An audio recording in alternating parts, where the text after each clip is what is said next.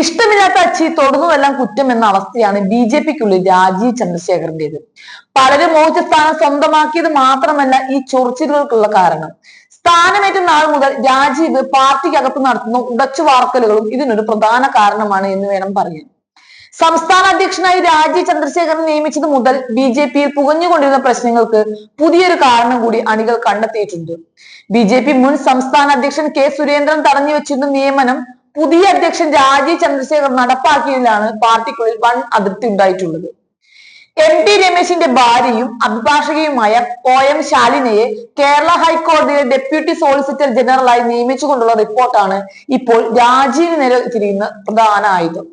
ഏത് നിമിഷവും പൊട്ടിത്തെറി പ്രതീക്ഷിക്കൊണ്ടിരുന്ന പാർട്ടിക്കുള്ളിൽ നിയമനവുമായി ബന്ധപ്പെട്ട ഉത്തരവ് കേന്ദ്ര നിയമ മന്ത്രാലയം പുറത്തിറക്കിയതോടുകൂടി നേതാക്കളെല്ലാം കരുതിയിരിക്കുക തന്നെയാണ്. മുൻപ് KT ജലീൽ അടക്കമുള്ളവരെ ബന്ധു നിയമനമെന്ന് പറഞ്ഞ് ഘോരം പ്രസംഗിച്ചവരാണ് ഇപ്പോൾ അതിനേക്കാൾ ദയനീയമായി പ്രവർത്തിക്കുന്നത്. അർഹതപ്പെട്ടവരെ പിന്തള്ളിയുള്ള ഈ പിൻവാതിൽ നിയമനം എന്ത് സന്ദേശമാണ് സമൂഹത്തിന് നൽകുന്നത്? അതോ ഇനി കാരണവന്മാർക്ക് അടുപ്പിലുമാവാമെന്നാണോ? മുൻപ് പലതവണ MT രമേശ് ഭാര്യയെ നിയമിക്കാൻ വേണ്ടി പഠിച്ച പണി 18 നോക്കിയിട്ടും നടക്കാതിരുന്ന കാര്യമാണ് രാജീവ് ഇടപെട്ട് വളരെ സ്മൂത്തായി തന്നെ നിർവഹിച്ചു കൊടുത്തത്. കേന്ദ്ര അഡ്മിനിസ്ട്രേറ്റീവ് ട്രൈബ്യൂണലിൽ സീനിയർ സ്റ്റാൻഡിംഗ് കൗൺസിലറായ ശാലിനിക്കെതിരെ സാമ്പത്തിക ക്രമക്കേട് ഉൾപ്പെടെയുള്ള നിരവധി പരാതികൾ ഉള്ളതിന്റെ പശ്ചാത്തലത്തിലാണ് സുരേന്ദ്രൻ മുൻപ് നിയമന ശുപാർശ നൽകാതിരുന്നത്. ശാലിനിക്കൊപ്പം ആരോപണ വിധേയനായ CAT സ്റ്റാൻഡിംഗ് കൗൺസിൽ സജിത് കുമാറിനെ തൽസ്ഥാനത്ത് നിന്നും പുറത്താക്കിയിട്ടും രാഷ്ട്രീയ സ്വാധീനം ഒന്നുകൊണ്ട് മാത്രം ശാലിനിയെ നടപടിയിൽ നിന്നും ഒഴിവാക്കുകയായിരുന്നു. സ്റ്റാൻഡിംഗ് കൗൺസിലർ ആയിരുന്ന സജിത് കുമാർ സർക്കാരിനെതിരെ കേസുകളിൽ ഹാജരായിരുന്നു. ഗുരുതരമായ ഈ ക്രമക്കേട് ശാലിന നിയമ മന്ത്രാലയത്തെ അറിയിക്കാതെ ഒത്തുകളിച്ചു.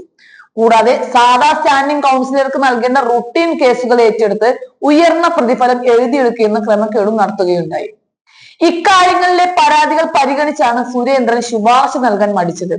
സത്യം പറഞ്ഞാൽ അധ്യക്ഷ സ്ഥാനം ഏറ്റെടുത്തത് മുതൽ വല്ലാത്ത പൊല്ലാപ്പിലാണ് രാജീവിന്റെ കാര്യങ്ങൾ.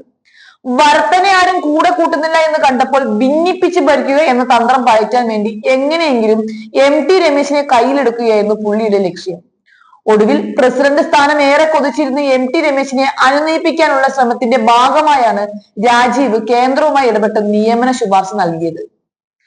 ആ തന്ത്രം ഏറെക്കുറെ വിജയിച്ചപ്പോഴാണ് സംഗതി വിവാദമായത്. പാർട്ടിക്കുള്ളിൽ നിയമനം വിവാദമായതോടുകൂടി രാജീവ് ചന്ദ്രശേഖറിനെതിരെ BJP കേന്ദ്ര നേതൃത്വത്തിനും പരാതികൾ പ്രവഹിക്കുന്നുണ്ട്. സ്വതവേ ദുർബല കൂട്ടത്തിൽ ഗർഭിണി എന്ന അവസ്ഥയാണ് ഇപ്പോൾ രാജീവിന്റേത്.